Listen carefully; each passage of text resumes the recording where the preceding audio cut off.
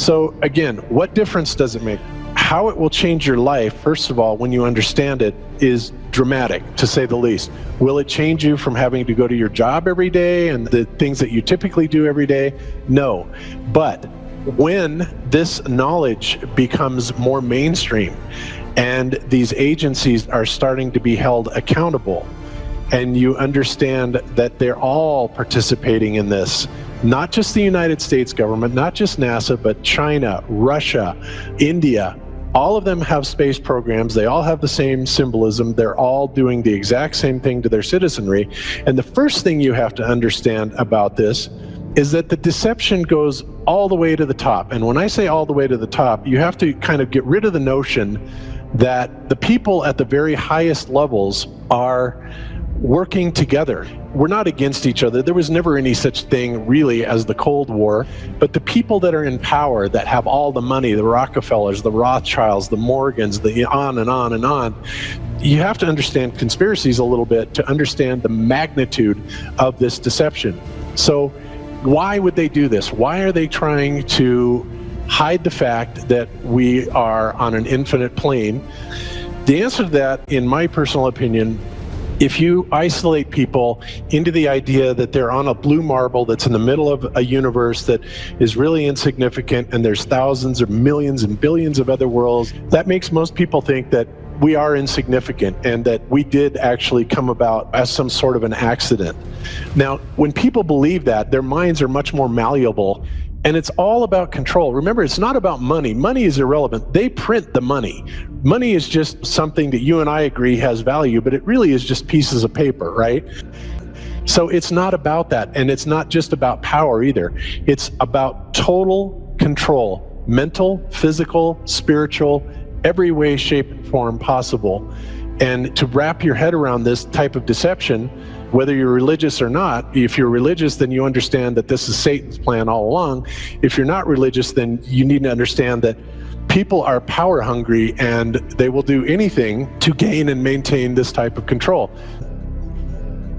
In the book, Why a Bankrupt America, it said that the Federal Reserve pays the Bureau of Engraving and Printing approximately $23 for each 1,000 notes printed. So $10,100 notes, which is $1 million, cost the Federal Reserve $230. So they then secure a pledge of collateral equal to the face value of the US government, and that collateral is our land, labor, assets. Basically, Congress gave private banks power to create profits at will. That's what they do. It's all about making profits for themselves, and you have to remember how big of a conspiracy this is. This isn't talking about just the JFK thing, or isn't talking about just 9/11. It's on an umbrella kind of system to where it is the biggest deception that there is. It actually exposes every other deception, and nothing else brings down the power of the elite, because it really exposes education, science, the economy, television, museums, universities. Think of all the things that have been fooled. I feel worse for the people that are out there building satellites, the people that are out there actually working for these space agencies, the people out there teaching in schools as professors, because they would all come to the conclusion eventually, once this gets out, that they've all been contributing to the lie. And that's got to be the worst feeling that there is.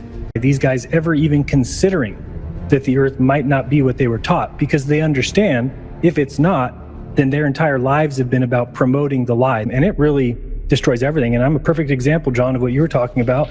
When I realized religion had some things in it that didn't quite fit with my reality, I popped out of that, and the one place that's there with open arms calling for you, saying, we tell nothing but the truth, we're all about facts and evidence, is science. And I went there with my arms open, ready to embrace them, and said, oh, thank you, I'm so glad you're here. Now I know science is the place to go. Now, thank goodness I'm into research and things that I wanted to know everything about it.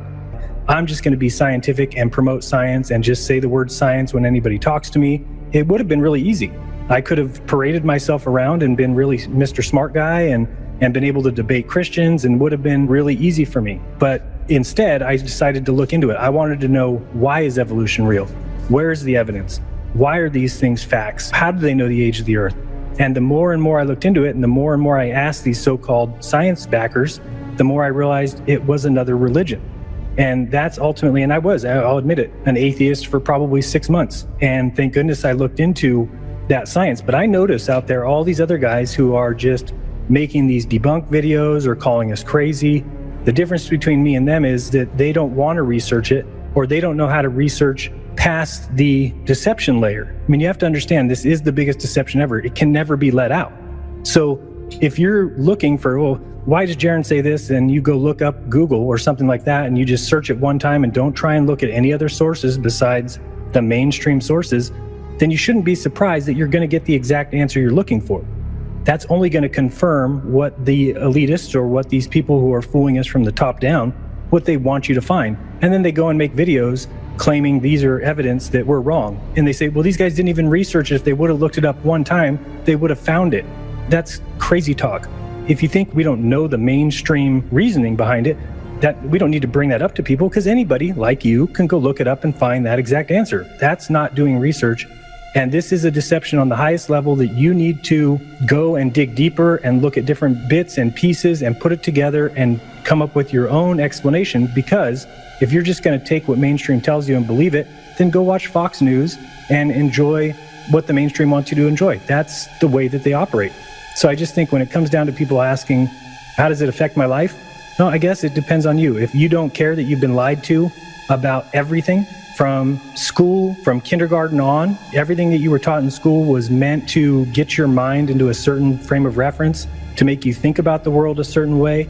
If you don't care that that happened, if you're happy going to your 9-to-5 job and you're comfortable in your belief about who your creator is, then it doesn't affect your life. For a lot of us, that is a pretty big deal. For me, it looks like 35 years of my life was completely wasted on a false existence that someone else decided to sell me. I'm going to spend the rest of my life exposing it because I don't think it's right. It's not the way you treat other people. It's not the way you treat other beings. We all have a right to life, liberty, and the pursuit of happiness. And somebody just said that. But then behind the scenes, they made sure that they kept us unhappy and that we weren't free and that they were the ones who got to enjoy the good life while we worked for them. Think about when this idea catches on and the awareness of the level of deception that we are kept under. And I think a lot of people are waking up to it. 9/11, being the fraud that it is, Sandy Hook being a fraud, on and on and on. But at some point, we're hoping that this is going to hit critical mass.